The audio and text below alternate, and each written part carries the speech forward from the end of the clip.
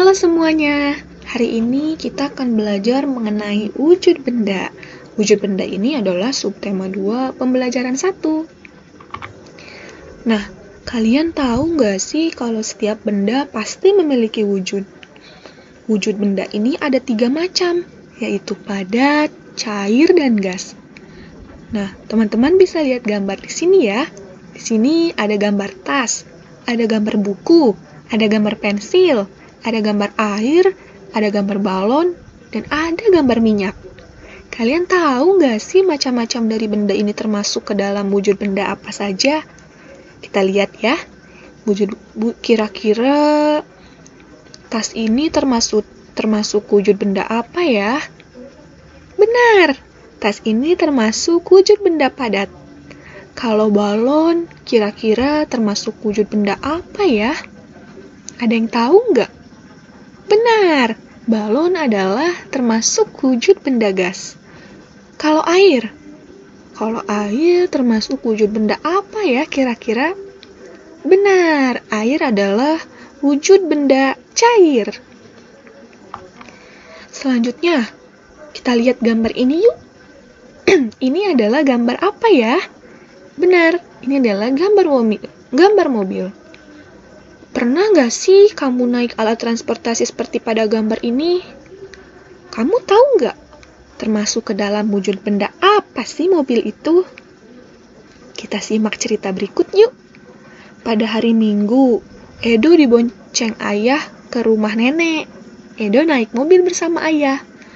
Kita hitung yuk berapa jarak yang ditempuh ayah dan Edo untuk sampai ke rumah nenek. Perhatikan ya teman-teman. Jarak rumah Edo ke rumah nenek 5 km 300 meter.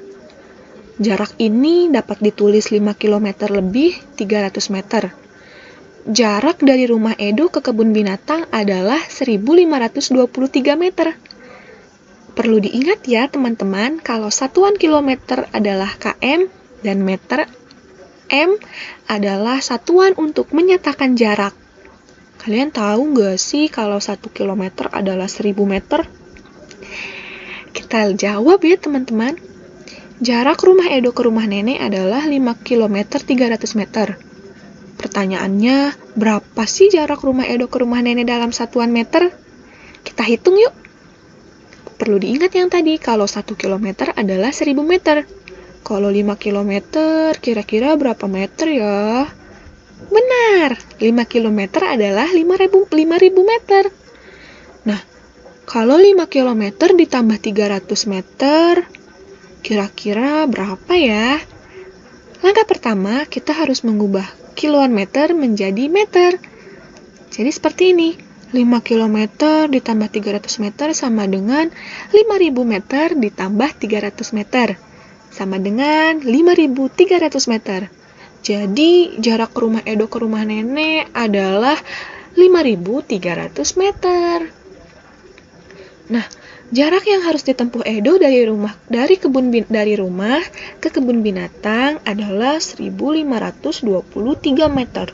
Berapa sih jarak rumah Edo ke kebun binatang dalam satuan kilometer dan meter? Nah, kalau 1.523 meter adalah 1.000 meter ditambah 523 meter. Jadi, 1 kilometer ditambah 523 meter. Nah, kalian tahu nggak sih kalau alat ukur itu ada banyak sekali macamnya? Baik jenis maupun kegunaannya tentu berbeda-beda.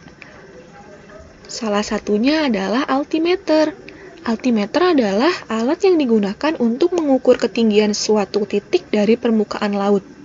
Biasanya alat ini digunakan untuk mengukur tinggi pesawat saat terbang dari permukaan laut, juga untuk mengukur tinggi gunung, dan hal lain yang berhubungan dengan ketinggian. Jadi kalau teman-teman mau menghitung tinggi gunung atau tingginya pesawat terbang, teman-teman bisa menggunakan altimeter sebagai alat pengukurnya. Selanjutnya, pernah nggak sih kamu memperhatikan gerakan tiupan angin? Angin ini adalah udara yang bergerak. Udara berwujud apa sih? Ada yang masih ingat nggak ya? Benar, udara berwujud gas. Gas ini tidak terlihat, namun dapat dirasakan. Tiupan angin ada yang kencang, lembut, dan sepoi-sepoi. Ada juga angin yang bertiup sangat kencang seperti angin topan atau angin puting beliung. Dan banyak sekali jenisnya. Sekarang, coba kamu gerakan seolah-olah seperti kertas yang tertiup angin. Sekian presentasi hari ini. Semoga kalian mengerti ya. Terima kasih teman-teman.